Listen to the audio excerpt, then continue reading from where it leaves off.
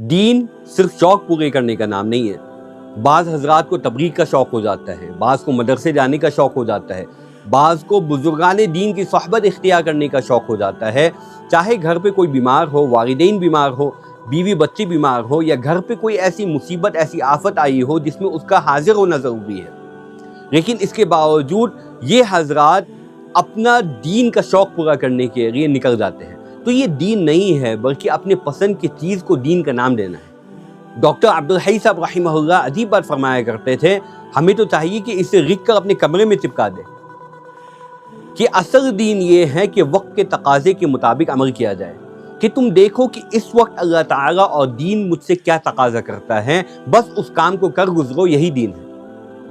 اور اس کی شہادت ہمیں صحابہ کے واقعات سے بھی ملتی ہے۔ ایک صحابی یمن سے تشریف لائے، دور دراز علاقے سے اللہ کے نبی علیہ السلام کے پاس، اور نبی کی صحبت اختیار کر لینا، نبی کی تربیت میں رہنا کتنی بڑی سعادت کی چیز ہے۔ انہوں نے یہ درخواست کی کہ میں آپ کے ساتھ رہنا چاہتا ہوں۔ اللہ کے رسول صلی اللہ علیہ وسلم نے فرمایا، کیا تمہارے والدین زندہ ہے اور تم نے ان سے اجازت طلب کی ہے؟ فرمایا نہیں۔ تو فرمایا کہ تم واپس لوٹ جاؤ، اپنے والدین کے ساتھ رہو۔ ایک صحابی، انہوں نے اپنا نام لکھوا دیا کہ میں اس غزوے میں شریک ہونا چاہتا ہوں۔ جب غزوہ کا وقت قریب آیا تو معلوم ہوا کہ ان کی اہلیہ حج کے لیے نکل گئی ہے۔ اللہ کے رسول صلی اللہ علیہ وسلم نے اس وقت فرمایا، ارجع فحج مع امرأتک، کہ تم غزوے کو چھوڑو، جاؤ اپنی بیوی کے ہمراہ حج کرو۔ بلکہ غزوہ بدر میں شریک ہونے سے زیادہ کوئی سعادت کی بات ہو سکتی ہے؟